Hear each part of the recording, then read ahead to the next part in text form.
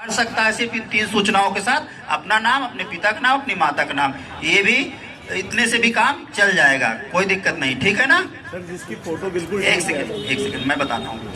अब आता है कि जो बीच के दोनों कॉलम बने हुए हैं जिसमें 2003 की सूचना भरना होता है, तो फॉर्म में जो बाएं साइड का बॉक्स है उसमें जैसे 2025 में ऊपर वाला कॉलम अपना ही भरेगा।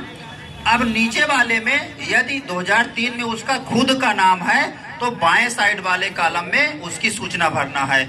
उसमें भी यही है, अपना नाम भरेगा और अपने पिता का नाम भरेगा, माता का नाम भरेगा।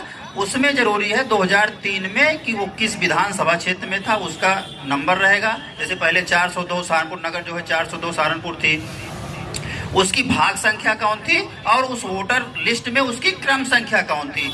ये 3 सूचना अगर भर देता है और ऊपर कुछ गलत भी भरता है तो वो नीचे वाले जो क्रमांक से अगर उसने सही भरा है तो हम उसको ट्रेस कर लेते हैं, ठीक है ना। अब एक सेकंड, फिर उसके का ये तो उसके खुद 3 में वोटर लिस्ट में उसका नाम नहीं है तो ऊपर तो 2 वाले कॉलम में वो अपनी सूचना वर्तमान बारी भरेगा, लेकिन नीचे के जो दाहिने साइड वाला कॉलम है उसमें अपने माता पिता में से किसी की सूचना अगर 2003 में उनकी वोटर लिस्ट में नाम था तो उनकी सूचना भरना है। उसमें भी वही भरना है, तो उसमें माता का या पिता का नाम लिखेगा, फिर उनके माता पिता का नाम लिखेगा और उनका क्या संबंध है वो बताएगा, और फिर उनकी विधानसभा कौन सी थी, किस पार्ट नंबर में था और कौन क्रमांक उनका था।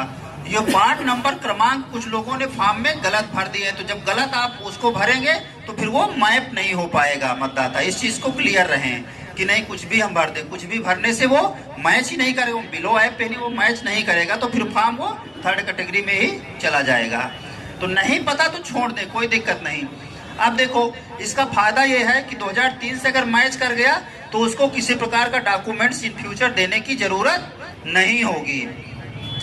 अब दूसरा प्रश्न ये है कि यदि दोनों का नाम ना रहे, 2003 वाली सूची में सिर्फ ऊपर नाम वो वर्तमान मतदाता का है, जैसे मेरा ही है, वर्तमान में मेरा है ऊपर है, लेकिन 2003 वाले में ना मेरा नाम था ना मेरे माता पिता का नाम था, तो घबराने की कोई बात नहीं है। आप दोनों कॉलम को छोड़ दीजिए, ऊपर वाला सिर्फ सूचना फिल कीजिए और नीचे साइन करके दे दीजिए।